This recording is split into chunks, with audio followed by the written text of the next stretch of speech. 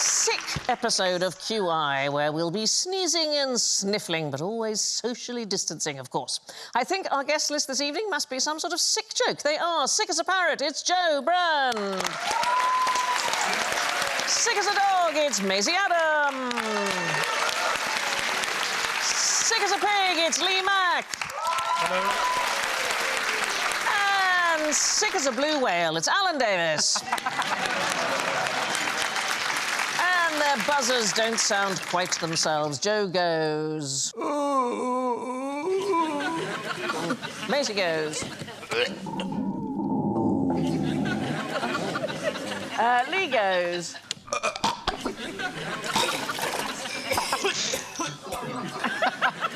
And Alan goes... Mate, that is well sick.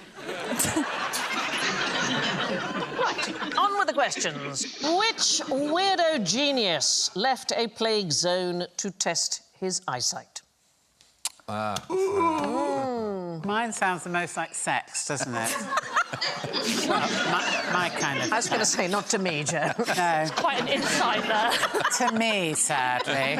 I was going to say possibly some kind of wanker. I mean, you can't... Well, no. Can I just because he's got failing eyesight, and that's what they say, isn't it? If you...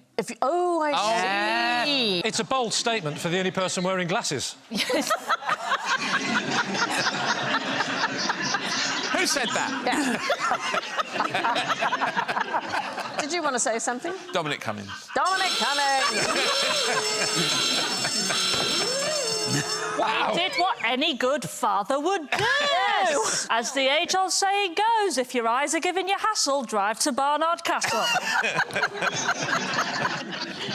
When was there a plague before? The bubonic plague. Yeah, the Great Plague. The Black Plague. 1380-something, wasn't there? Wasn't there one more recent than that? 17th century? 1665. Yes, yes, a point.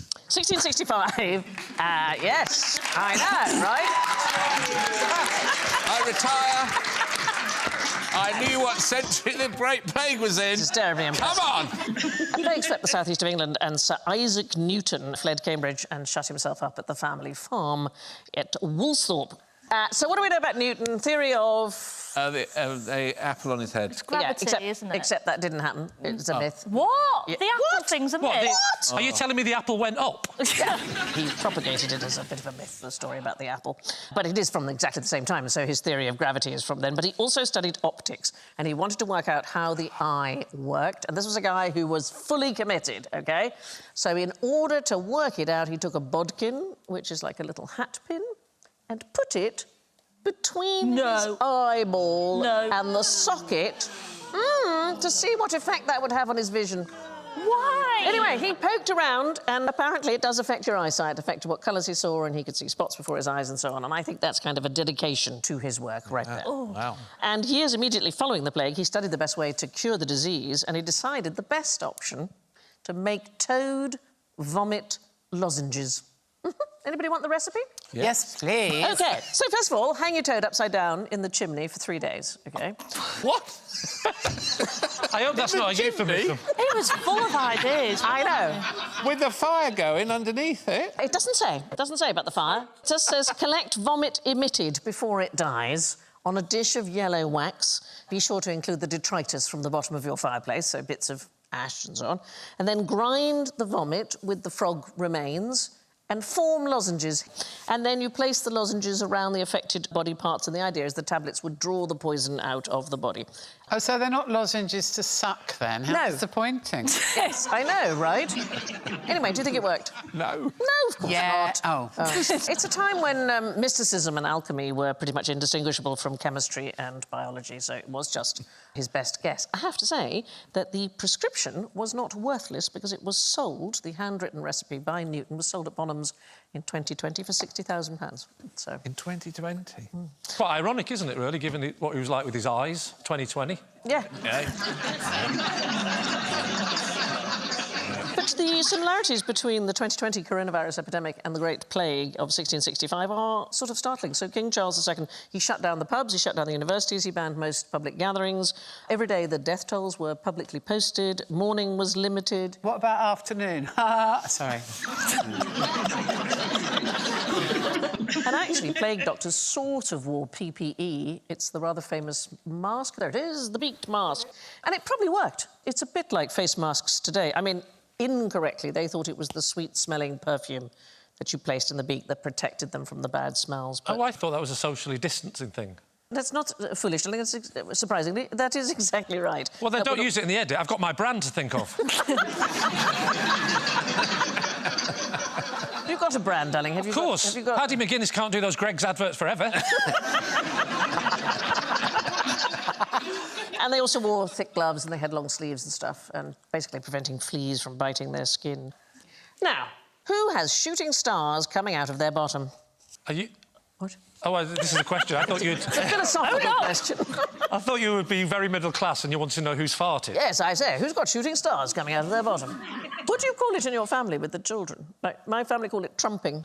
We say pumps. Pumps. I'm old school. I say fart, but, Yeah. you know, they like to say bottom burp. Who's bottom burped? And I go, not me, I farted. And we've got a dog now, and you know how smelly their farts can Yeah. be. And you can't call that a bottom burp. It's too nice and delicate a word, isn't it? Yeah. What they do. No, we Nuclear. call it attempted murder. Yeah, it is, isn't it? Shooting stars out of the bottom. Well, I could imagine that I might have had a row with Vic Reeves when we were pissed, and he might have shoved a DVD up and then had to pull it out again. I don't know. One of Joe's crazy nights out. We're up in space. We're up in space, Space. shooting stars out the backside. Is it what methane does when it reacts with vacuum? Wow, it's very scientific. What happened to that brand? Oh, God. Yeah, Hey? I know. What, is it a fat bloke who's eating too many Silver Star biscuits? Much better, Lee. Very. Use that one. So, the International Space Station has had a lavatory upgrade. Here it is. look at that. It's called the Universal Waste Management System, and it cost $23 million. What, that cost That thing. $23 million? Yeah. So For what- one? Yeah, for one, yeah. So everybody has to share up on the International Space Station. Here's the thing. This particular toilet has the ability to sort faecal bits from the rest of the waste to allow the liquid to be recycled. That As- 23 million? Wait. You can buy a sieve for $4.99. Well, What are they recycling it as? No, no, don't you dare. they're recycling the liquid as Lucozade. No. Water. drinking water. Water. Drinking No. water. For them on the spaceship? Oh, come No, on. for the royal family. That's unbelievable. It is unbelievable, but the good news is, if you're a woman and you want to go into space, there is an improvement for women astronauts. There's now a funnel, especially designed for women, and there are sort of, how can I put this, there's like ridges to help women position themselves. But we still haven't found a truly unisex lavatory that works for everybody. Holding their personal toilets. Yeah, they're all, yes. Where are the ridges? On the inside of the... So the women have to, yes, position their bottom exactly right. Where are the ridges? So there is a serious issue, OK? The old toilet did not allow astronauts to urinate and defecate at the same time, and that is more difficult for women to control. It's just a thing. Should we just do a quick sort of straw poll? Is it difficult for you not to defecate when you've had a piss? Sorry, can I just check, Joe? Have you been speed dating before? Can I just check? Do you find it difficult to defecate and piss at the same time? Can I just say, You're in. Come I on, was get your coat, you fool. so excited about being on this date. I told my mum and dad, they said, "Are you on with Jo Brand? Let me know what she's like." I'm going to tell her. That's what, you'll never guess what she asked me, Mum. If women defecate, they nearly always urinate at the same time. I'm 52. I don't think I ever knew that. Yeah. Never crops up, though, does it, really? It does when I'm speed dating, obviously. But that's how I met my husband. Anyway, What they have now is they have, like, a training potty on the ground, which has got a camera in it to teach you how to position yourself. And so what they have is a vacuum cleaner-like contraption to suck away the urine, and then a hole with a bag for the faeces, OK? Surely and just a cork. Just a cork would do it, that wouldn't would it? certainly sort it out. But there was a problem. It was a really big problem in the early days. They used to have to put some germ-killing liquid in the bag, so the bag with the faeces, and then they had to knead it for a few minutes. In order They themselves? Yes, so it could be stabilised, and then it was stowed away for re-entry. And Re-entry? No. Wow! Surely they could just put it in the bin. So, when the toilet container is full of sealed poo bags, it jettisons them into space, and they eventually burn up in the Earth's atmosphere and become shooting stars. Well, that's not going to be quite as romantic now we see them, is it? Oh, look. You know that? I reckon that was Neil Armstrong having a shit, that one. Anyway, moving on. Now, what's the best way to survive in the Sahara? Are we allowed to ask you about this? Yes, go in then. Because I reckon you know quite a lot about the Sahara, because you're Sandy. Hey! Thank you. Thank God that was a joke, because I thought your geography was terrible. I thought you were going to go, you know about the Sahara, because you're Danish. What's the question? What's the best way to survive in the Sahara? Wear a hat. Yeah? I know how to get water. You can get a bit of plastic and with 4 sticks in the corners, so it dips in the middle, and you put a cup under it, and then the condensation at night will get on the underside and will all run to the middle and drop in the cup. That's a tip from the outback in Australia that I learned when I was in Australia. No, you're absolutely right. But what if you've got some water? Should you make it last for a long time, or should you drink it all? What should you do? Sip it slowly. No. No, I know that. Yeah. I meant gulp it all down in one. In fact, only have half of it and throw the other half away. Lots and lots of hikers who have been found in a poor condition have been found with plenty of water in their bottles. If you're thirsty, you should drink. The water is better inside you than it is inside the bottle, and you should use relatively large gulps, to be honest, because if you use small sips, the body does not recognise that it has been rehydrated and you stay thirsty. But the first thing... And you should, by the way, once you've emptied your bottle, fill it up with your urine and drink it. No. No. What, you Yes. shouldn't do No. that? Bear Grylls does that. Absolutely not. No matter what Bear Grylls says, drinking your urine will only further dehydrate you. Why might that be? Because it's very salty. Unbelievably salty. It has a salt content of about 2%, depending on the person. So that's not much lower than seawater, which is 3.5%. And kidneys will waste water trying to remove the salt from the body for a second time. So one of the other things is what you said about wearing a hat. Save sweat, not water. So you can reduce the amount of water you're losing by finding shade. Don't eat too much because your body will waste water digesting it. And even keeping out of the wind, because air can speed up sweat evaporation. What about taking water out of a cactus? What do we think about that? I'd say that's a good idea. So you're in the Sahara? Yeah. Yeah, you'd struggle to find one. Oh, you're still in the Sahara? I'm still in the Sahara. Well, I you haven't didn't say taken that. it. Oh. Oh, in that case, if you're in the Sahara, I'll tell you what, I wouldn't even bother. There isn't any. What do you think kills more people than thirst in the desert? I bet it's hypothermia. No, it's not hypothermia. It's counterintuitive, is what it is. Chapped lips. So what would be the very, very, very extreme opposite of dehydration? Drowning. Drowning is exactly right. Drowning? Drowning is in the exactly desert? right. People neglect the threat of flash floods. So dry channels, ditches, what are sometimes called wadi, they can fill with water really quickly, and it's fantastically strong and very, very violent, and it can suddenly create a wall 10 to 30 feet high. More people will die of drowning than they will die of thirst. Don't go to the desert without a life jacket. I just love the idea of Alan walking around in a life jacket going, you'll see, you'll see. Speaking of a lack of water, what Olympic sport could you do in an empty swimming pool? So are we looking for a sport that roughly takes place in that size? Well, it's a sport that developed from empty swimming pools. Skateboarding. Is it? Yes. What about comedy diving? You'd only have the event the one time, I think. Well, like that TV show Splash that you did, but it'd be called Thud. I was was just going to say synchronised swimming, because then it's just dancing, isn't it? That would just be nice. It's just dancing in a floral bonnet. There was a drought in California in the late 1970s, and it meant there were a lot of pools that were left empty, and it coincided with the rise of skateboarding, and it helped develop the concept, first of all, of something called bowl skating, and then that Not evolved... a pool like that, though. They're called kidney-shaped Yeah. pools. Yeah.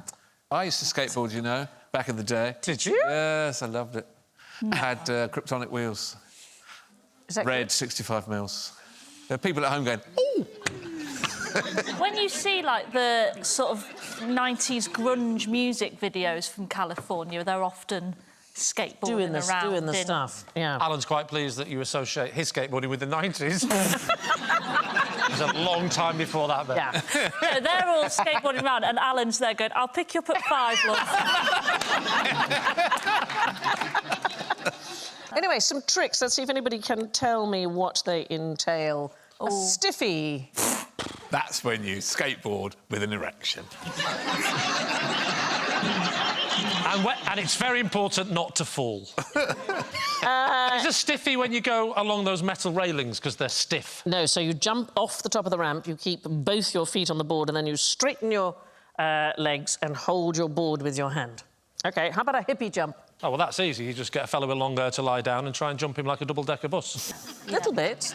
Is it a bit like that? Little bit. Basically, you jump off your board, so over an obstacle, it keeps rolling, and then you land back on it. Oh, I've seen these. Have you? Yeah. Salad grind. That's just a lunch break from it all, isn't it? It's just... So the back wheels slide across the top of a ramp while the front is raised upwards. It's named after the inventor, a man called Ed Dressin, who was known to his friends as Salad Dressin. Oh, clever. Oh, well, now you've explained it. I can't believe I didn't get it. Yeah. The opposite of a salad grind is a willy grind, where the front slides on the ramp and the back is depressed. Your cock goes along the edge of the ramp. It's named after a Filipino boarder called Willie Santos. This one's very unpleasant. This is called a sack tap. I know what a back crack and sack is.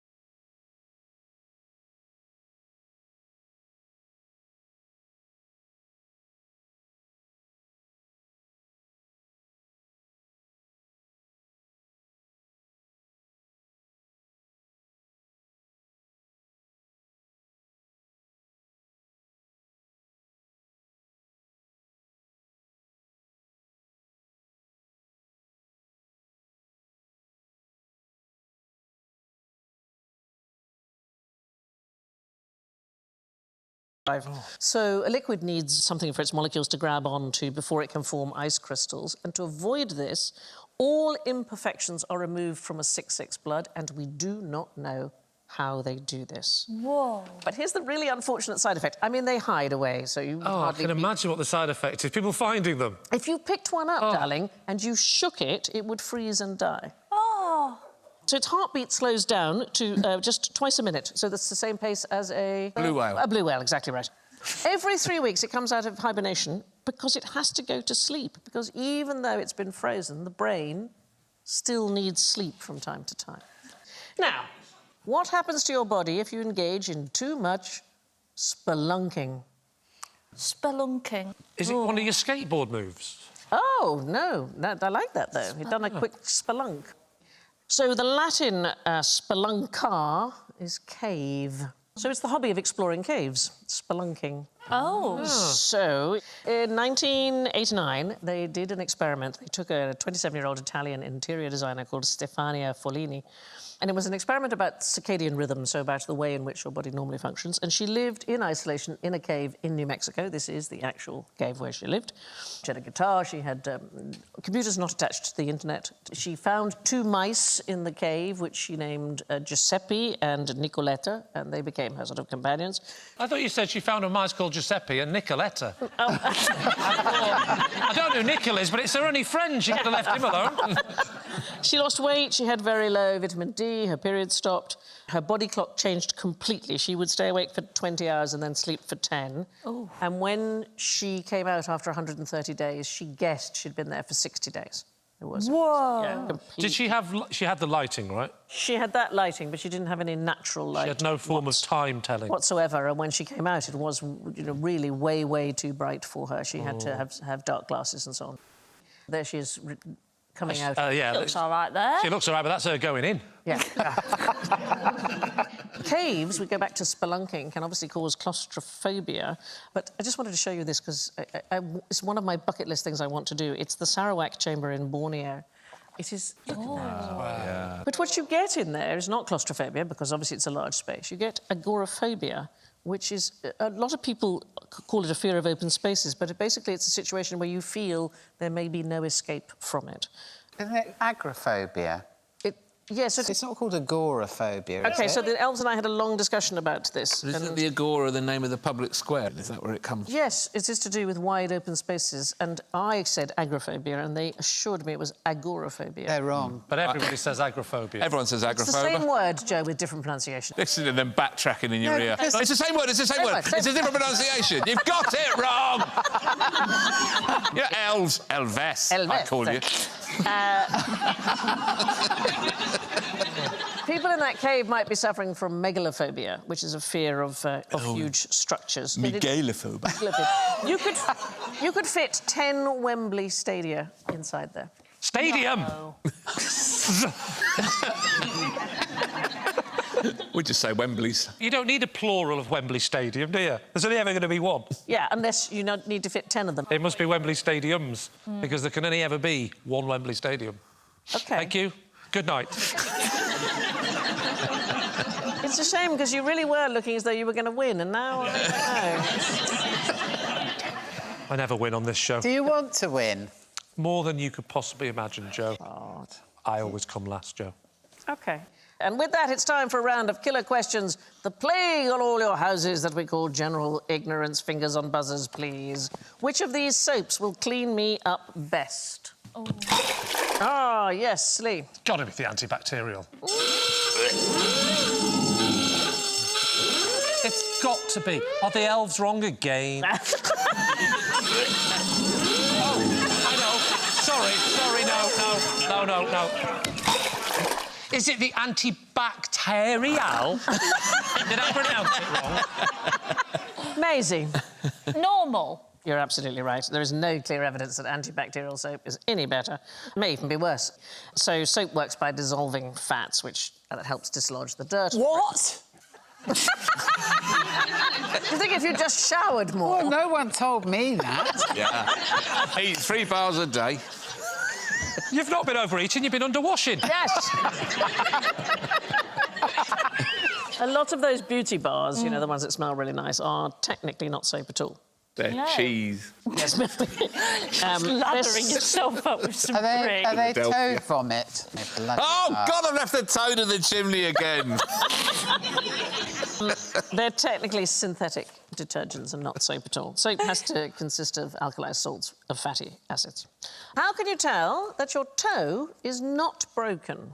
You can wiggle it.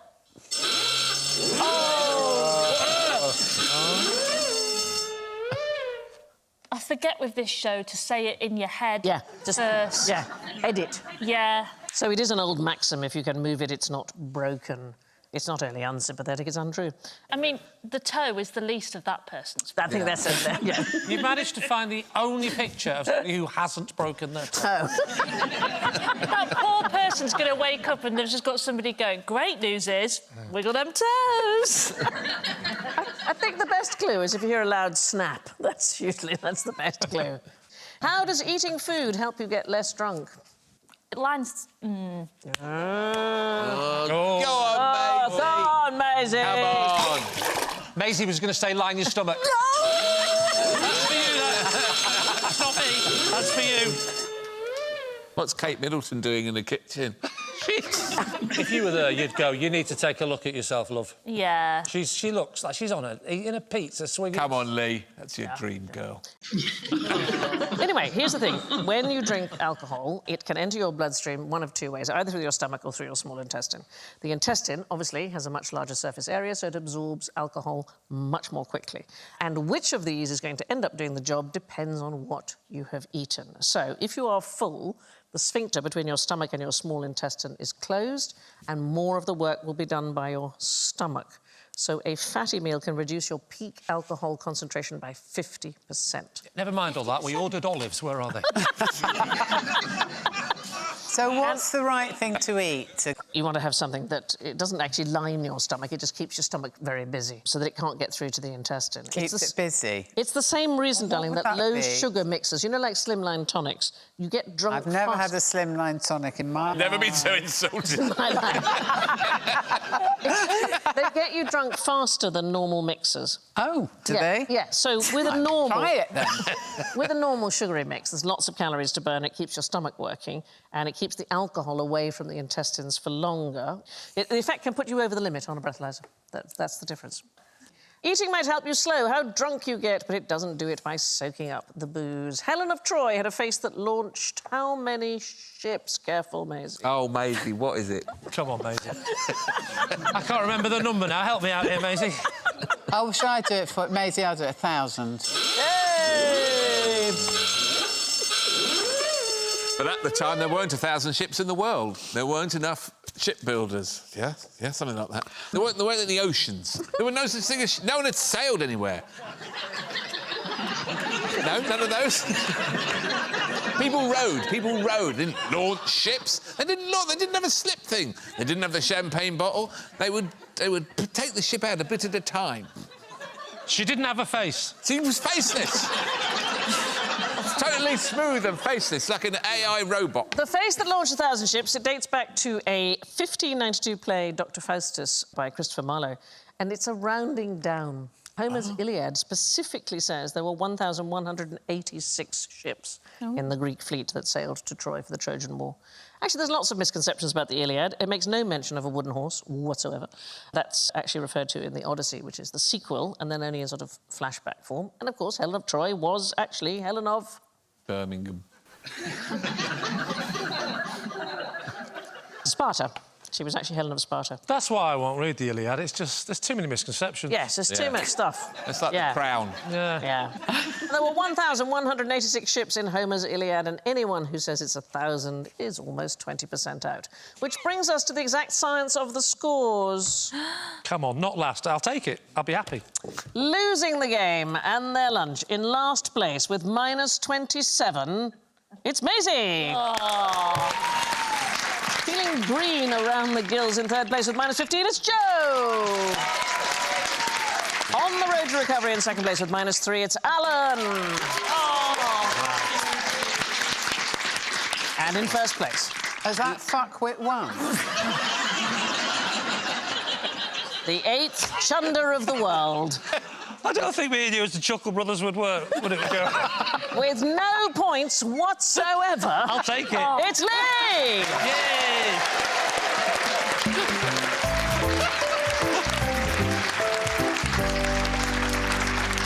Thanks to Maisie, Lee, Joe and Alan, and I leave you with this sickly sign-off from the late, great Ken Dodd. I just read a book about Stockholm Syndrome. It started off badly, but by the end I really liked it. Good night.